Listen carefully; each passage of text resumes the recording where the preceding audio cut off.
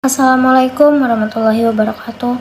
Kami dari kelompok 6 yang beranggotakan saya Masa Citra Mauliza dan dua rekan saya yaitu Mutiara Rahmawati dan Maria Ulfa. Dalam video ini kami akan mempresentasikan makalah kami yang berjudul Peradaban Islam di Spanyol dan Pengaruhnya Terhadap Peradaban Barat. Baiklah, langsung saja kita masuk ke materi pertama yang akan dibawakan oleh saya sendiri. Di sini saya akan membawakan materi tentang pertumbuhan dan perkembangan Islam di Spanyol. Yang pertama yaitu proses masuknya Islam di Spanyol. Pertama kali Islam masuk ke Spanyol yaitu pada tahun 711 Masehi melalui jalur Afrika Utara. Sebelum Islam masuk ke Spanyol, Spanyol dikenal dengan nama Iberia atau Asbania, kemudian disebut dengan Andalusia, ketika negeri itu dikuasai oleh bangsa Vandal. Sebelum penaklukan Spanyol, umat Islam telah menguasai Afrika Utara dan menjadikannya sebagai salah satu provinsi dari dinasti Bani Umayyah. Penguasaan sepenuhnya atas Afrika Utara itu terjadi pada zaman Khalifah Abdul Malik. Dalam proses penaklukan Spanyol, terdapat 3 pahlawan yang dapat dikatakan paling berjasa dalam memimpin satuan pasukan ke sana. Mereka adalah Tariq bin Malik, Tariq bin Ziyad, dan Musa bin Nusair. Tariq disebut sebagai perintis dan penyidik. Ia menyeberangi selat yang berada di antara Maroko dan benua Eropa dengan satu pasukan perang 500 orang, di antaranya tentara berkuda. Mereka menaiki 4 buah kapal yang disediakan oleh Julian. Ia menang dan kembali ke Afrika Utara membawa harta rampasan yang tidak sedikit jumlahnya.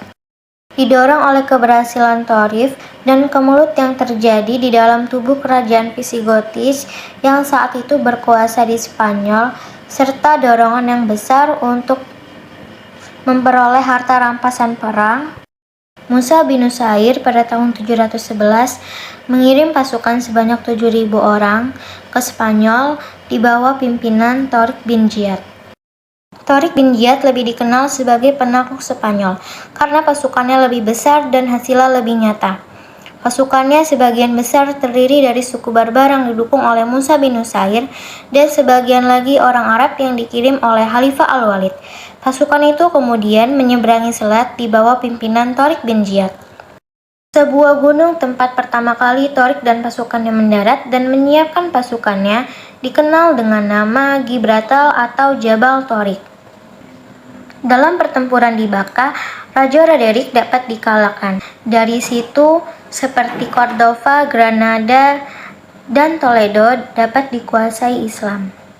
Kebudayaan Islam memasuki Eropa melalui beberapa jalan, antara lain melewati Andalusia. Hal ini dikarenakan kaum muslimin telah menetap di negeri itu sekitar 8 abad lamanya. Pada masa itu, kebudayaan Islam di negeri tersebut mencapai puncak kejayaannya.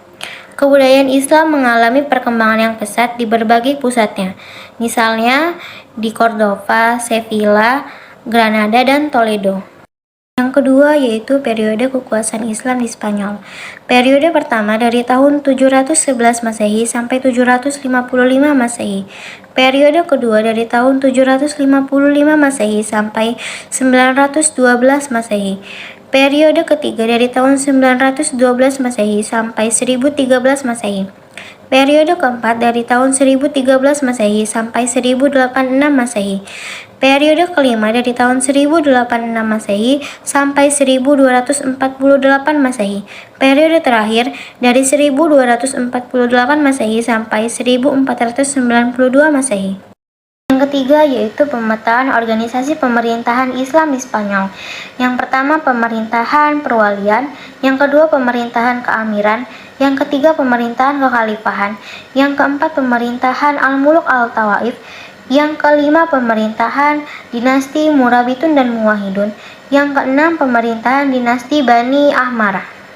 Materi selanjutnya akan dilanjutkan oleh teman saya yaitu Maria Ulfa. Baiklah, di sini saya akan melanjutkan pembacaan materi yang sebelumnya sudah disampaikan oleh teman saya. Pembacaan materi yang saya akan sampaikan adalah proses dan sebab-sebab kekuasaan Islam di Spanyol. Yang A. Tidak adanya ideologi. Masyarakat Islam di Spanyol sering menimbulkan konflik, perselisihan, peperangan yang mengganggu stabilitas politik, sosial, dan ekonomi. Dinasti tersebut terdiri dari bangsa Arab atas suku Qais atau Arab Utara dan Yaman, Arab Selatan, suku Barbar yang terdiri atas golongan Buf dan Branch. Konflik, pemberontakan bercampur baur pada kekuasaan dinasti ini, di mana mereka sulit disatukan dalam satu ideologi yang bermakna persatuan, apalagi tidak ada figur pemersatu. B. Konflik penguasa Muslim. Negara Islam di Spanyol tidak pernah berhenti dari pertentangan antara Islam dan Kristen. Pada abad ke-11 Masehi, umat Kristen memperoleh kemajuan yang sangat pesat, sementara umat Islam sedang mengalami kemunduran. C. Kesulitan ekonomi. Para penguasa membangun kota dan mengembangkan ilmu pengetahuan dengan sangat serius, sehingga mereka lalai membina perekonomian. Akibatnya, timbul kesulitan ekonomi yang amat memberatkan dan mempengaruhi kondisi politik dan militer. D. Tidak jelasnya sistem peralihan kekuasaan. Hal ini menyebabkan perebutan kekuasaan di antara ahli waris. Karena itulah, kekuasaan Bani Umayyah runtuh dan Muluk At-Tawif muncul. Granada, yang merupakan pusat kekuasaan Islam terakhir di Spanyol, jatuh ke tangan Ferdinand dan Isabella. Yang E. Keterpencilan. Islam di Spanyol bagaikan terpencil dari dunia Islam yang lainnya. Ia selalu berjuang sendirian tanpa mendapat bantuan kecuali dari Afrika Utara. Dengan demikian, tidak ada kekuasaan alternatif yang mampu membendung kebangkitan Kristen di Spanyol. B. Perkembangan di bidang ekonomi.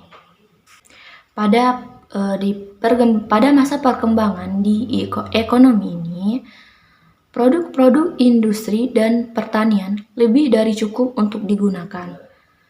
Sevilla mempunyai salah satu pelabuhan terbesar, mengekspor kapas, zaitun, dan minyak, juga mengimpor kain dan para budak dari Mesir, serta sejumlah biduanita dari Eropa dan Asia.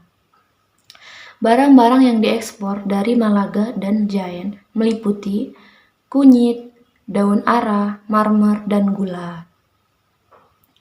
Melalui Iskandaria dan Konstantinopel, produk-produk Sevilla memperoleh pasarnya sampai jauh ke India dan Asia Tengah.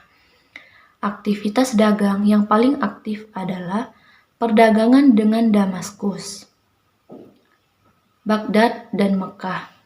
Pemerintah membuat lembaga pembuat mata uang.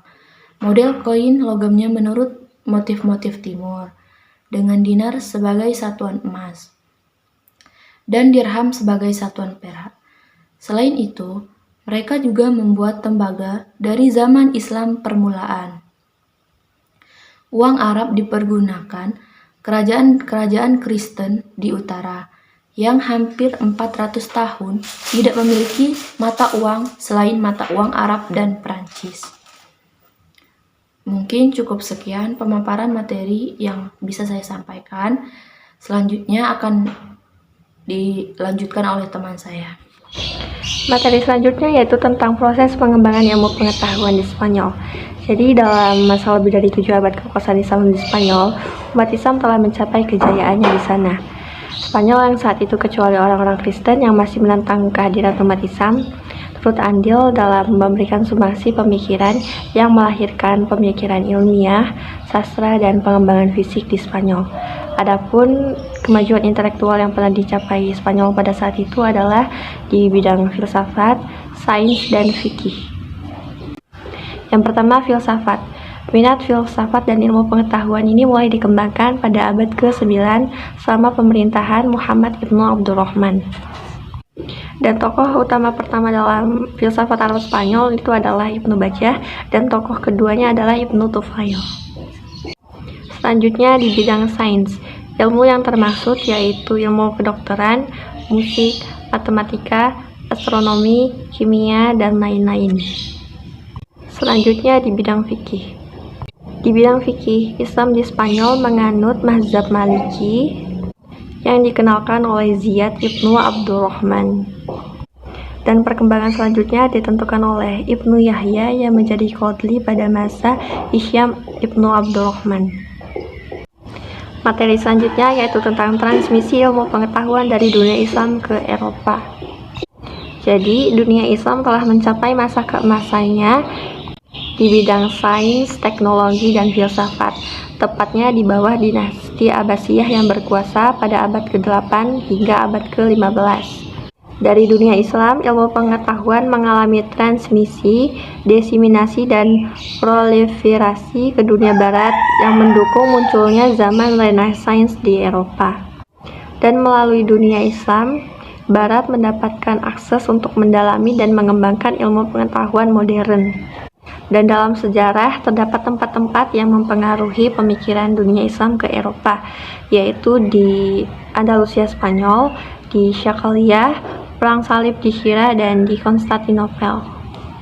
Yang pertama di Andalusia Spanyol. Kejayaan ini mencapai puncaknya pada abad ke-11 Masehi, yaitu ketika para ulama dan pakar muslim mendatangi Andalusia dari Irak, Syam, dan Mesir. Karena pemerintah Andalusia Muslim yang memberikan tempat terhormat bagi para ilmuwan, oleh karena itu tidak heran jika pada masa kekhalifahan Islam berkuasa, Spanyol menjadi pusat pembelajaran bagi masyarakat Eropa dengan adanya universitas di Cordova. Selanjutnya di Syakhaliyah. Pada masa ini banyak diterjemahkannya buku dalam bidang astronomi dan matematika. Dan ibu kota Syakhaliyah ini menjadi tempat kegiatan penerjemahan buku-buku lama yang diterjemahkan ke dalam bahasa Latin. Dan dari uraian tadi mengungkapkan bahwa Syakhaliyah mempunyai kontribusi dan peran yang signifikan dalam proses pewarisan khazanah Islam ke Eropa. Selanjutnya Perang Salib di Hira yang berlangsung dari tahun 1095 sampai 1291. Yang sedikitnya mempunyai pengaruh terhadap transmisi pemikiran dan sains Islam ke Eropa. Dan transmisi ini terlihat terutama pada kemiliteran, arsitektur, teknologi pertanian, industri, rumah sakit, pemandian umum, dan dalam batas tertentu juga sastra. Dan yang terakhir di Konstantinopel, yang dimana di sini tidak terlalu banyak pengaruh sains Islam terhadap dunia Barat, sebab Barat ketika itu sedang serius mempelajari dan mengembangkan sains Islam yang sudah diboyong 2 abad sebelumnya. Dan materi yang terakhir yaitu tentang perkembangan di bidang seni budaya yang meliputi musik dan kesenian, bahasa dan sastra, dan arsitektur. Yang pertama di bidang musik dan kesenian yang mencapai kejayaannya ketika dipelopori oleh Al-Hasan Ibnu Nafi. Selanjutnya di bidang bahasa dan sastra, itu kemajuannya ketika bahasa Arab dijadikan sebagai bahasa resmi di pemerintahan Islam di Spanyol. Selanjutnya di bidang arsitektur, yang dimana bangunan dan gaya arsitektur yang diwariskan Islam kepada Spanyol ini sangat berdampak besar bagi kemajuan di Eropa.